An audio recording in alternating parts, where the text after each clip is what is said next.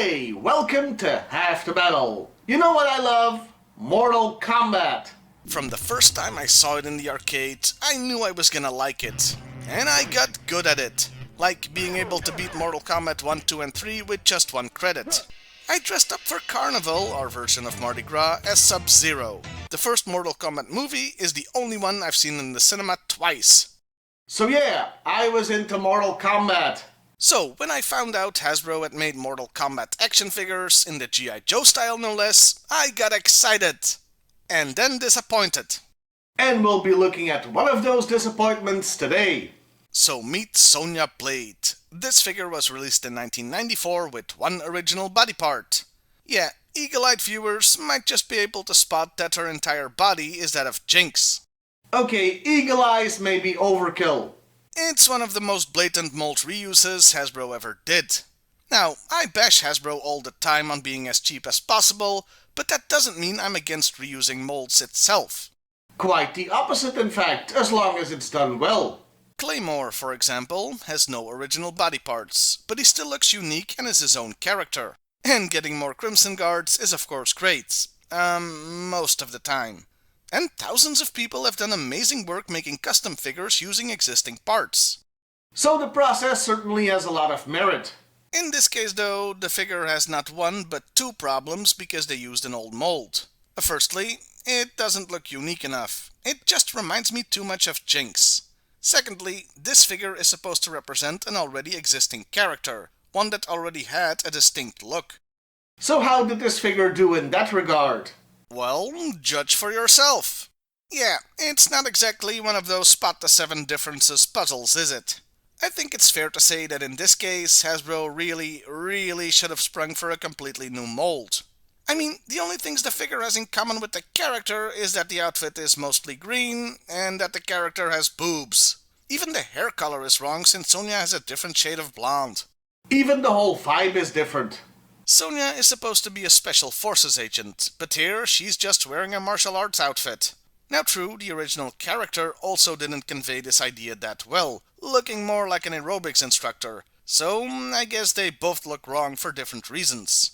In conclusion, the Hasbro toy looks about as much as Sonya as I would if I cosplayed her. No, I'm not gonna do that.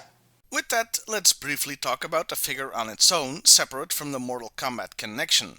Well, it's a decent figure and wouldn't make a bad Joe, though the outfit isn't that great.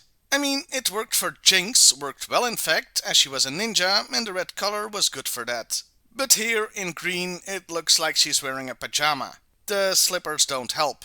But at least this shows us what a Joe would look like on a lazy Sunday morning. Still, the figure comes with accessories that would be appropriate for the 1994 G.I.Joe team. A submachine gun and a rocket launcher. Appropriate for G.I. Joe, not so much Mortal Kombat.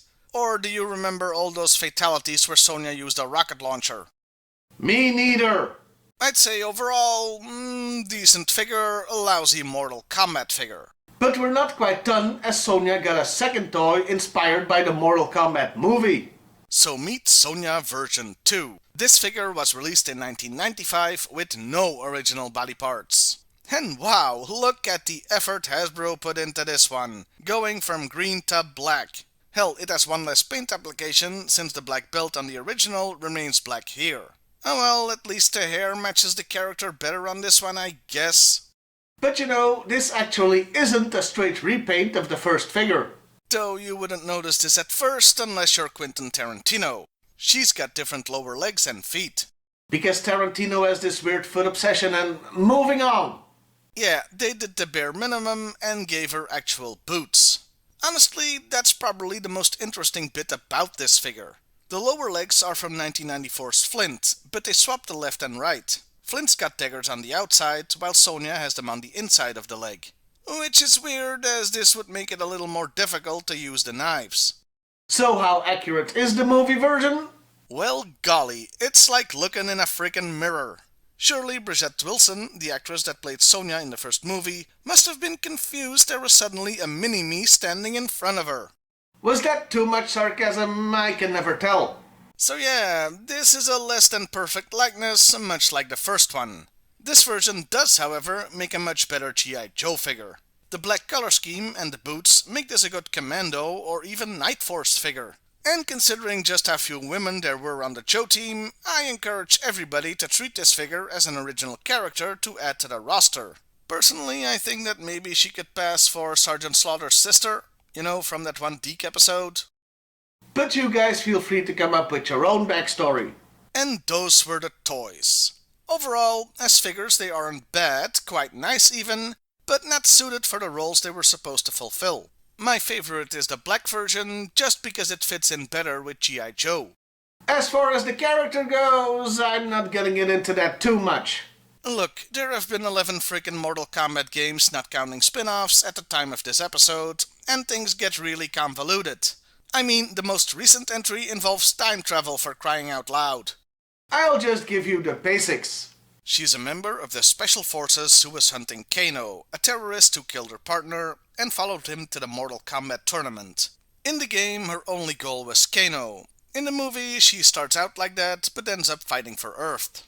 Mortal Kombat Annihilation does not exist. After that, she falls for Johnny Cage, they have a kid, people die, get brought back to life, time travel. Liu Kang's a god, blah blah blah blah blah. Yeah, G.I. Joe seems much more straightforward compared to that. Before we end, I wanted to show you another example where I wholeheartedly approve of Hasbro reusing molds. The classic mold seekers from Transformers. They all use the same body, but are still very distinct, and I love this version of the characters. Okay, I just wanted to show off that last week I finally completed the set. It wasn't easy, since only Starscream and Ramjet were at retail in Belgium. I had to import the others from the US and Japan over a span of years, so damn right I'm gonna show them off. Well, I'll see you next time, everybody. And hey, why not like, share, and subscribe if that's your thing?